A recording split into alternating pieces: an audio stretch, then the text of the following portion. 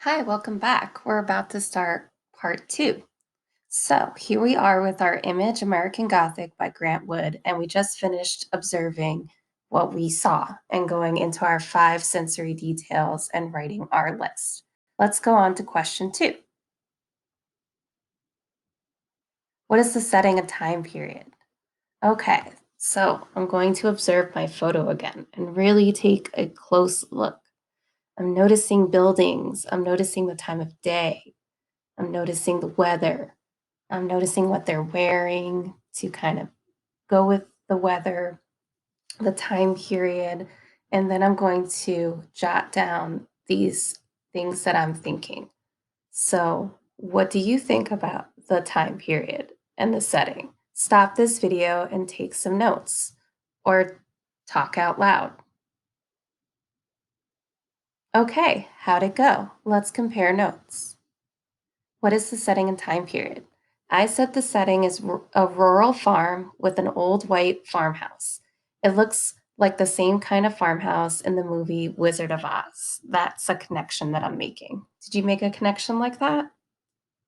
The time period is probably early colonial due to the old fashioned clothing, like I noticed earlier, the farm equipment. I saw that old school pitchfork and the type of house that they have. It has that kind of gothic, early settler, and you can see that it's old because there's a lot of dirt and grime on that front window. It almost looks like a church kind of window, which is, a classic style for old farmhouses to have. I'm also noticing trees in the background and a reddish barn to the right side of the man. And it looks like they're farmers living in this rural area. So, all that I can use to kind of help promote the poem I want to write.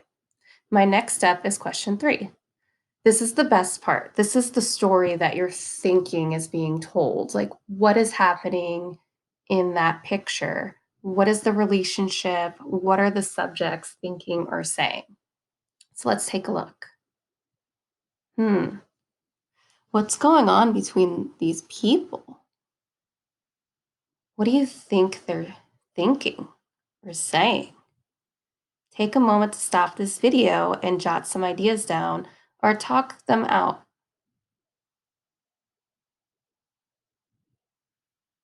Hi, welcome back. Let's compare notes. So I had fun with this. So my story is that this couple is married and it's their 20th wedding anniversary. So the wife bought them time with the painter because there wasn't photographs back then to capture their special day. The husband forgot about the anniversary and went to work in the field as usual because he's a farmer. When the painter arrived, the wife floated over because she was on cloud nine. Her body felt like a river overflowing with joy and love. However, her river of love quickly boiled into a fiery rage when her husband was nowhere to be found. After shouting his name repeatedly for what felt like forever, the husband stumbled over in his dirty farm clothes, still holding his pitchfork. Their eyes met for only a brief moment, and if looks could kill, his poor soul would be in heaven. The woman's mouth was full of bitter rage, but she kept it to herself because the famous painter was there and she didn't want to be rude. However, now the skillful painter caught it for all eternity, and this image celebrates the reality that was their 20th wedding anniversary for all time. Okay. Notice how I used a lot of descriptive details as I was describing what I personally think is happening in this image. So be sure to use as many descriptive sensory details as you can when you describe what's happening. I can't wait to hear your ideas. Last but not least, we're going to go over the emotions and the themes that we're getting. So, the emotions that I got from this picture looking at these people is clearly there's like an upset tone or mood. So I said things like they felt uncomfortable, they look unsure, they feel irritated, they look stressed. Be as specific as you can. And finally, the theme or the life lesson that I'm getting seems to be that problems don't get solved without clear communication. If you know something is wrong in your relationship with someone important to you, then you need to be brave and tell them how you feel.